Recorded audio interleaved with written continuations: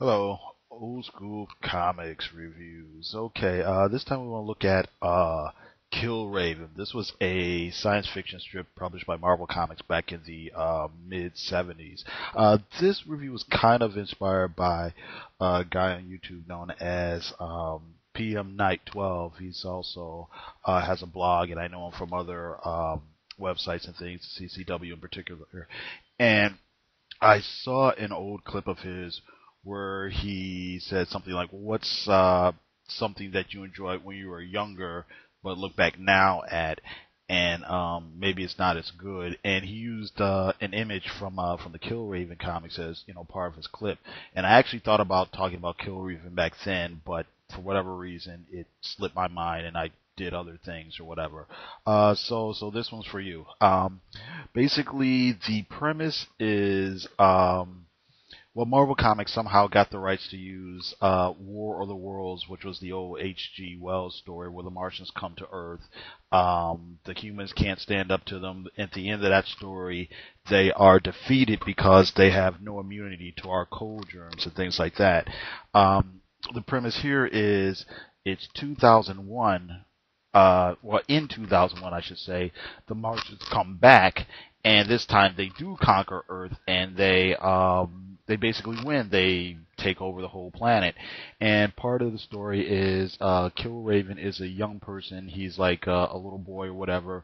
The Martians kill his mother and kidnap his uh, brother, and they take him away and they raise him to be a trained gladiator in one of their arenas.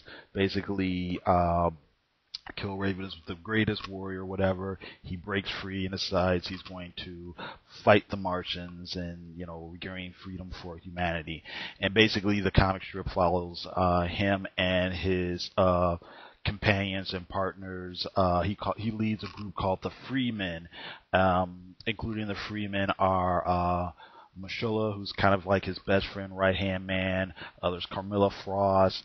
There's Old Skull, who's a older guy. He's really strong. It's never actually stated outright in the comic for the most part, but it's obvious that he's supposed to be kind of slow. He's slightly mentally challenged. There are other characters like Grok and Hawk, and basically they go across the country, having adventures, fighting the Martians. They fight mutants and monsters and androids and people who are, regular humans who are slaves or people who have sold out to the Martians and whatever. And that's basically the setup. The majority of the stories were written by Don McGregor, and the best art was done by P. Craig Russell. There's also a substantial amount of art done by Herb Trimpe. But like I said, the stuff I like the best is stuff by Craig Russell. Let's see here. It ran from Amazing Adventures 18 to 39, and they did a Marvel graphic novel, and then he had little guest appearances here and there. I remember coming across a Killraven comic when I was really young. I might have been like 9 or 10 or whatever, and it was some back issue from whenever. And at the time, I read it, and I kind of put it aside because I was like, I'll just be honest, it was a little bit over my head. I was like, I really just didn't quite get the point of it. It was really thick and dense, or I should say the plot was thick and dense, and the dialogue and all the captions and the script was super dense. And like I said, I just didn't get into it. I just went back to like stuff like the Fantastic Four and the Avengers and stuff like that. Years later, I kind of had gotten out of comics, and then for whatever reason decided I was going to get back into it. So I'm like maybe 18, 19, and I ran across the issue, and it just blew my mind because just the whole idea of the struggle, the ideas that were presented in it, Don McGregor's like dialogue and his really flowery, poetic dialogue that he was using, and it really blew me away. I thought, wow, this is really deep. How did I, let this escape me? And I went back and, got a bunch of the back issues, and it actually even inspired me to go out and look for other Don McGregor stuff. So that's how I got hooked to his version of the Black Panther in Jungle Action. He did something for DC Comics called Daniel Dusk, was like this hard-boiled, like 40s detective type guy. He did something for Eclipse called Detective Inks. I think that's way, way, way out of print. You really got to search for that. But anyway, this is a really interesting series. The Herb Trimpe art is kind of it's kind of sub Jack Kirby. It's competent. It tells the story, but it's not very. In comparison to Jack Kirby and some other people who are disciples of Jack Kirby, it's really stiff looking. You know, it's not dynamic at all. It's just serviceable. It gets the job done, but it's not very. You know, it just doesn't have that zing. I actually do remember, though, Herb Trimpe probably around that same time doing a lot of Incredible Hulk stories back in the mid-'70s or whatever. After Herb Trimpe, the next guy, like I said, is not Don McGregor, is P. Craig Russell, and you can actually see his art progress as the stories and issues go by. Very fanciful, very lyrical. Bringing in influences that I would guess from fine art and Renaissance art and things like that. Probably bringing in that kind of pop art thing, psychedelic art and things like that. It is the mid-'70s or whatnot, and it's just really great. It's really a joy to look at. By the last few issues, it's really great, and they also did the graphic novel as well. It's really something to look at if you haven't seen it yet. Getting to the stories are really interesting because basically, how do I want to say this?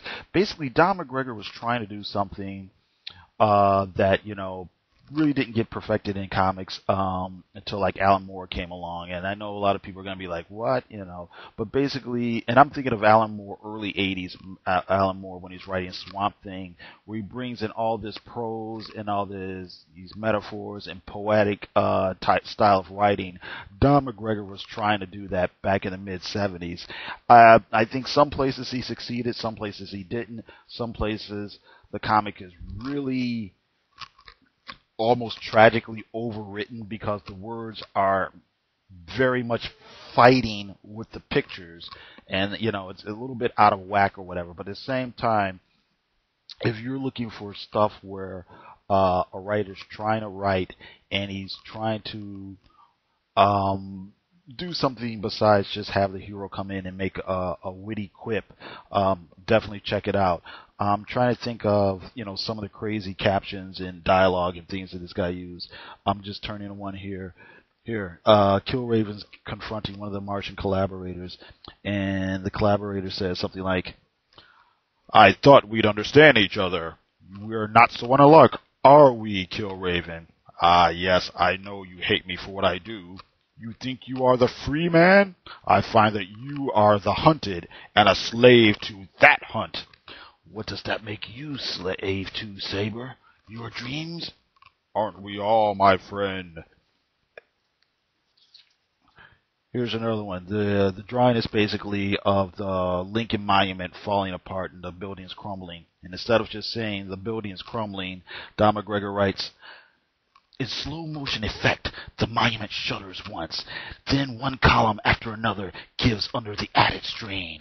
The crashing thunder stems out of sync, unable to correspond with the falling masonry.